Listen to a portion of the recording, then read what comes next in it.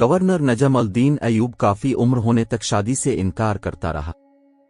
ایک دن اس کے بھائی اسد الدین شیر کو نے اس سے کہا، بھائی تم شادی کیوں نہیں کرتے؟ نجم الدین نے جواب دیا، میں کسی کو اپنے قابل نہیں سمجھتا۔ یہ سن کر اسد الدین نے کہا، میں آپ کے لیے رشتہ مانگوں؟ کس کا؟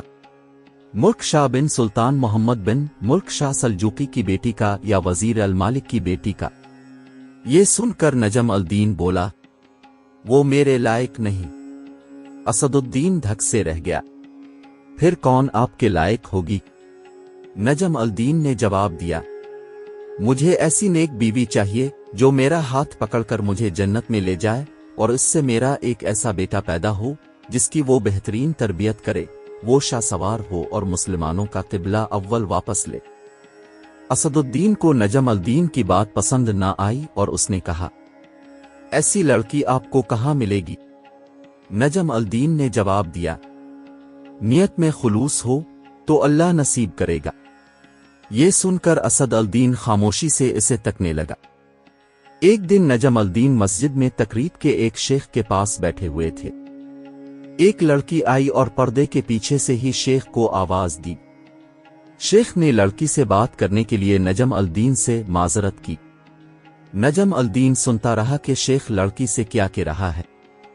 شیخ نے لڑکی سے کہا، تم نے اس لڑکے کا رشتہ کیوں مسترد کر دیا جس کو میں نے بھیجا تھا؟ اے ہمارے شیخ اور مفتی، وہ لڑکا واقعی خوبصورت اور رتبے والا تھا، مگر میرے لائق نہیں تھا۔ شیخ حیرت سے بولا، کیا مطلب؟ تم کیا چاہتی ہو؟ شیخ، مجھے ایک ایسا لڑکا چاہیے جو میرا ہاتھ پکڑ کر مجھے جنت میں لے جائے، اور اس سے مجھے اللہ ایک ایسا بیٹا دے جو شاہ سوار ہو اور مسلمانوں کا قبلہ اول واپس لے۔ نجم الدین حیران رہ گیا، کیونکہ جو وہ سوچتا تھا وہی یہ لڑکی بھی سوچتی تھی۔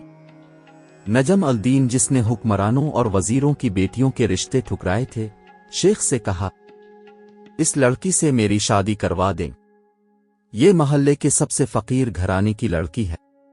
یہ سن کر نجم الدین نے کہا، میں یہی چاہتا ہوں۔ پھر نجم الدین نے اس فقیر متقی لڑکی سے شادی کر لی، اور اسی سے وہ شاہ سوار پیدا ہوا جسے دنیا سلطان صلاح الدین ایوبی رحمۃ اللہ علیہ کے نام سے جانتی ہے۔